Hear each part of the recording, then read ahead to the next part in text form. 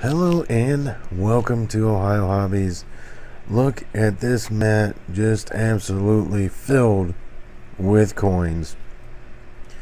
We are heading into video number 5 for this week in coin roll hunting. That's it. What did we hunt this week? We had 4 boxes of $half, 2 boxes of nickels, and 2 boxes of pennies or 1-cent pieces, whatever you want to call it.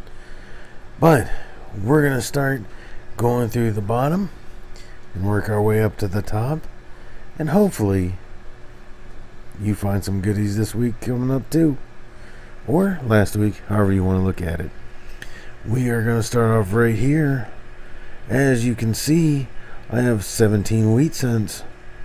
This top row are all young heads. 62. Oh, that's not a young head. 65.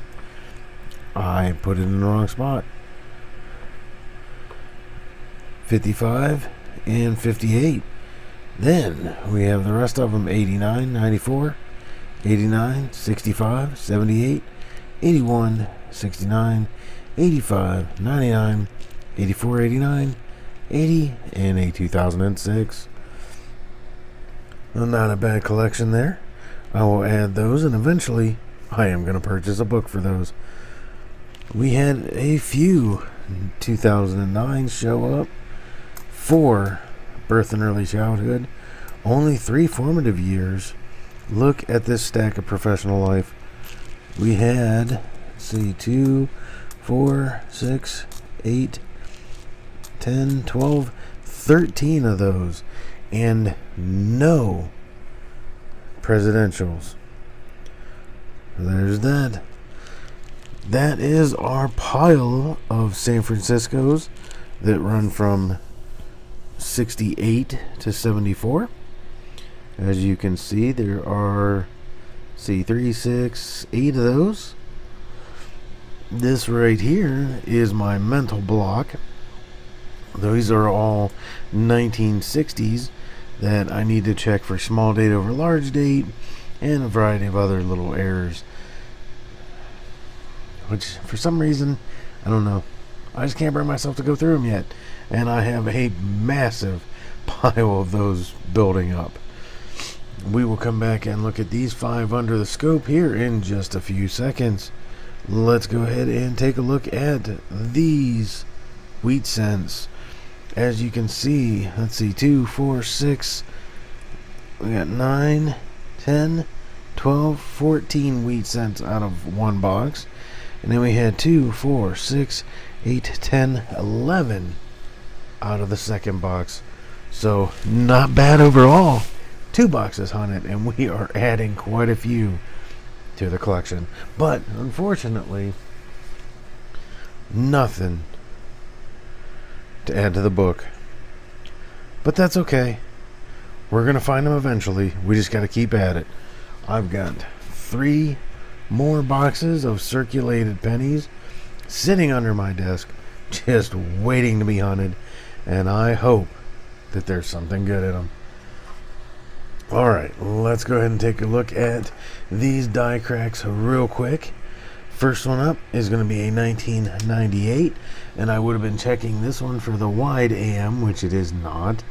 But look at the die crack coming off the corner of the memorial building right there. Let's see that crack right there. Yep, that's what I happened to notice. Alright, that's number 1. The second one is going to be a 1988. And on the 1988, I checked the reverse to see if it has the 89 reverse, which has a different FG, but this one does not. It does have a significant die crack though. And then what appears to be, I believe, a little bit of postmint damage along here. I really don't think that's part of the die crack. I will research that, but I do believe that is just some postmint damage. Then we have the third one, 1989, and this one the same as the other one.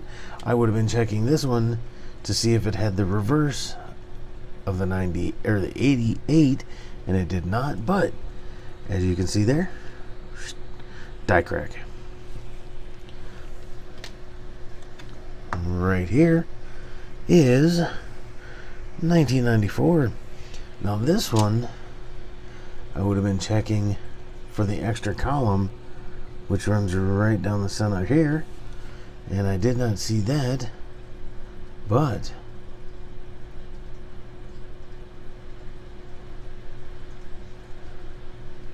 I did see a die crack on here somewhere. Oh, blatantly obvious. Duh. 2 die cracks right there. Look at that. You probably seen it when I looked at it when I went like this in the beginning. But right there it is. 2 die cracks. That's an amazing die crack right there. Okay. And last but not least, 2004. Now, this one I looked at for the double die obverse, which it is not. But somewhere on here,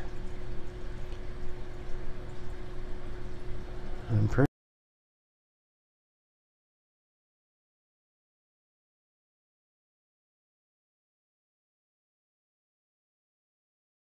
sure I've seen another die crack. And for some reason,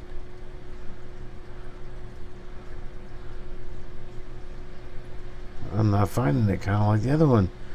But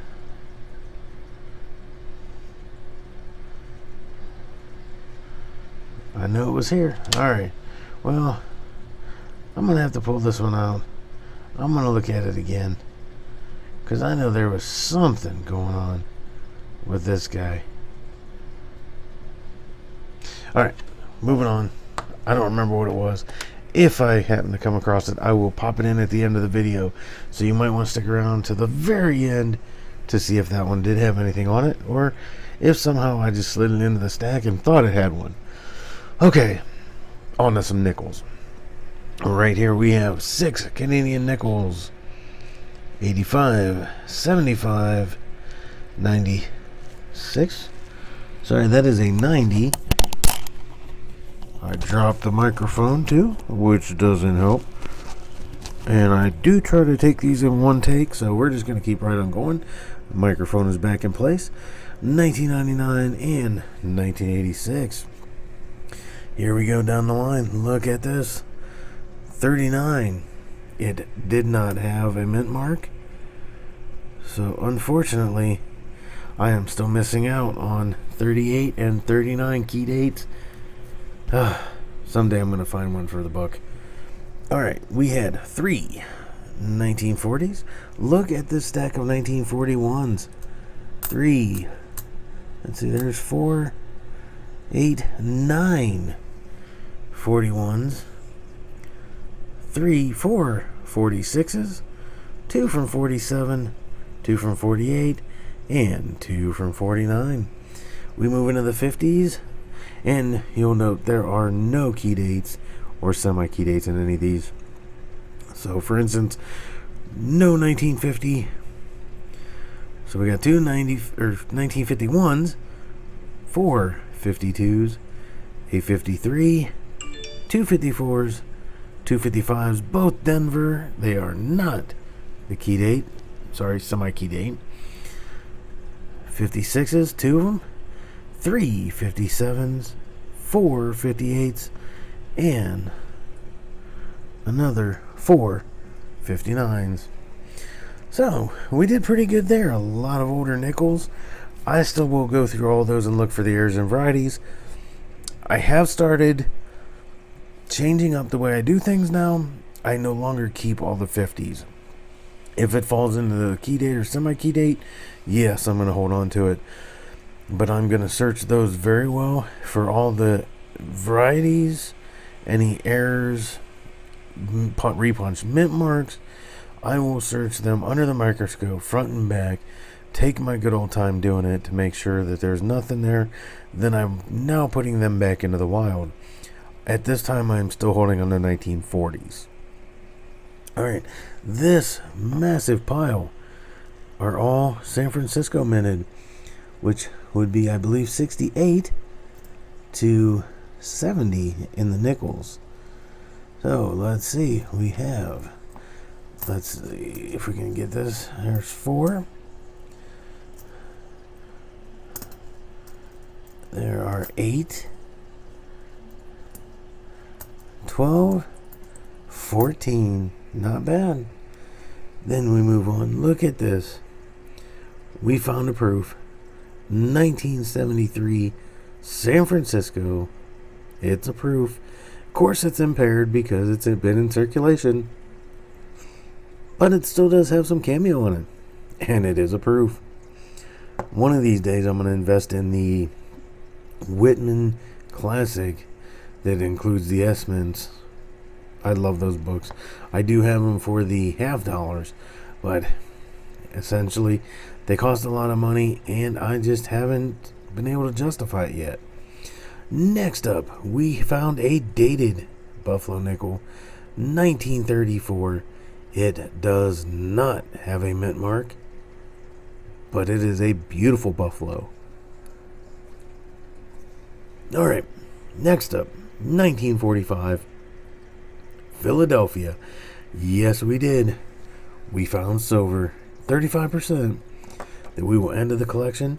The other one we found is also a 45, but it is a San Francisco. Now I do need a 44 San Francisco for the book.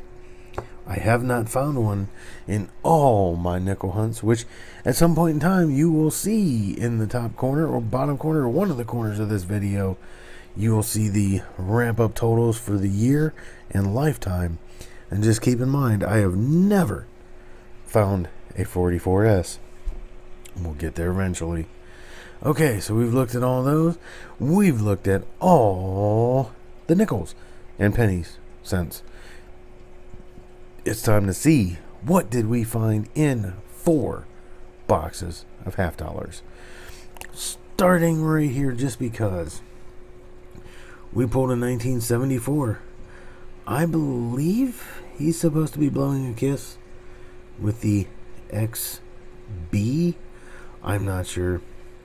Obviously it's post-mint damage. Somebody did it. Even took the time to sand down the backside where it indented. I don't know. I keep counter stamped. So for now that one's going to go in the collection. We're going to look at NIFCs or not intended for circulation. 2003 Denver, 03 Philly, 04 Denver. Up there is a 2012 Philly, 2010 Philly, just because I felt like putting them out of order. 2015 Philly. We found the pair in 2018, Philly and Denver. And then, yes, we snapped the streak. We found silver. 2 1967, 40%. Hear that sound? That's a lovely sound. Those will be added to the Ohio Hobbies collection. Alright. Now, like I said, I have 3 boxes of pennies waiting to be hunted.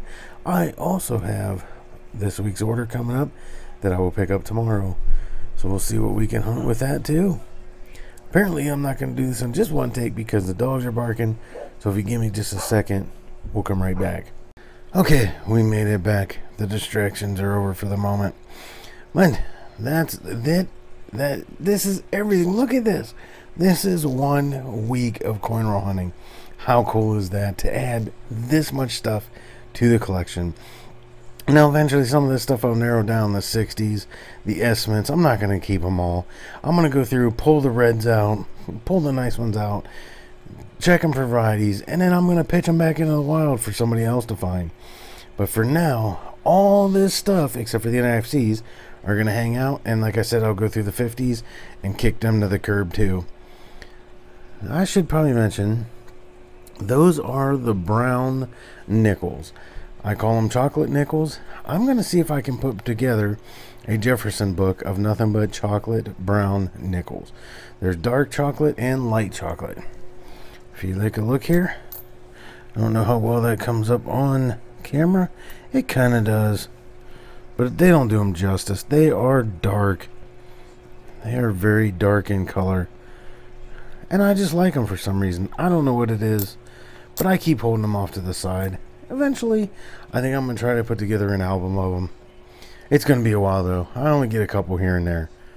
Alright, that's it for this one. If you would, I would very much appreciate a thumbs up. If you're not a subscriber to this channel, please consider subscribing and turning on the bell.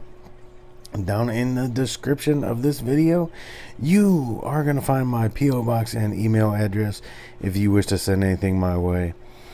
Below that, if you're willing, able, and have the means to donate to the channel, I accept donations. Mostly that is going to go towards metal melting. I don't know what else. Who knows? I got some Magic the Gathering cards that have come out of Washington State. A friend of mine, I will go ahead and put his description, his link down below. That is Quarterbash. I will have more of his stuff coming up in a video in a few days. I think we're going to get them opened up, see what we can find, and let you know if it was worth it or not. Other than that, that's it for this week. I appreciate each and every single one of you watching these videos, commenting, giving them a thumbs up. Let's do this. Alright. Have a great week in cornwall hunting. And as always, get your hobby on.